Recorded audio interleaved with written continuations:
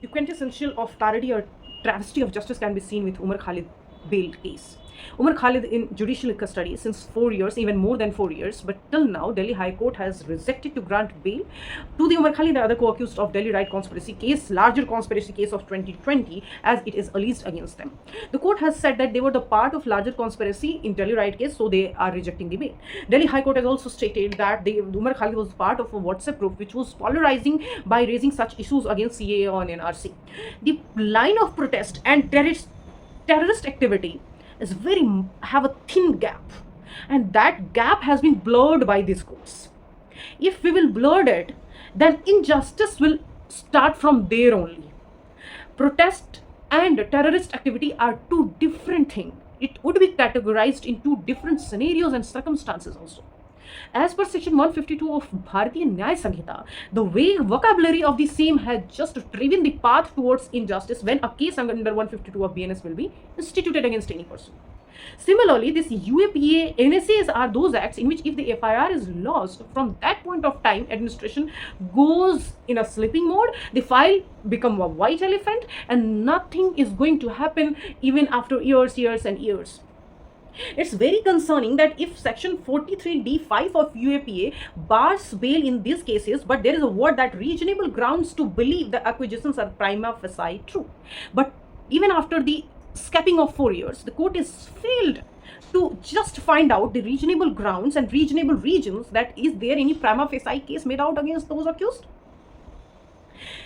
Ex-Chief Justice of our country, Justice D.Y. Chandrachud, has stated that several times adjournment has been taken by the counsel of Umar Khalid, but it was condemned and it was again corrected by Kapil Sibal by saying that only 2 times they have taken adjournment. Similarly, this Supreme Court's Vatali case of 2019 has cleared. The judgment has hardened into a near insurmountable barrier. And what I said earlier, that is there is a gap. There should be a gap. But this case, Vatali case, has blurred that gap between protest and terrorist activity. Section 480 of BNSS, Bharatiya Nagrik Suraksha Samhita, clearly states that in what conditions bail should be granted, shall be granted in non-bailable cases also. But these special acts are draconian in nature itself. That supremacy goes to those special acts. But as the bail has been filed, there is reasonable ground for the bail, but the court has rejected the same. So the various elite section of the society, in fact the persons who are belonging from the legal fraternity, are questioning the right now procedures or stand of judiciary.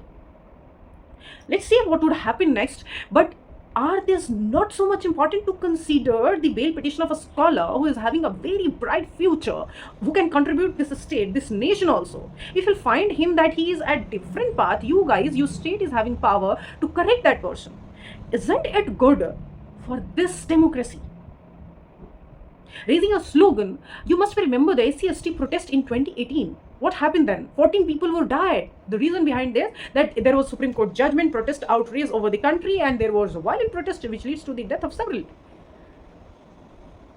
In such conditions, if we are trying to have a better civilized society and better implications of the laws, then one need to be very conscious while granting these bails. And you are having liberty to grant bail because you are having all those documents which can say that what procedures have been initiated against those who are accused.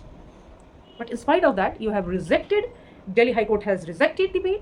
It's surprising, but yes, various as Kapil Sibal has stated that they are moving towards the Supreme Court to challenge this judgment as well as to file bail petition. Let's see what would happen, but it's very much concerning. There should have a line which can define your act as a terrorist or your act as a protest. Mere uncomfortable zone of any kind of government would not amount to a terrorist activity. That should keep into mind. Thank you so much.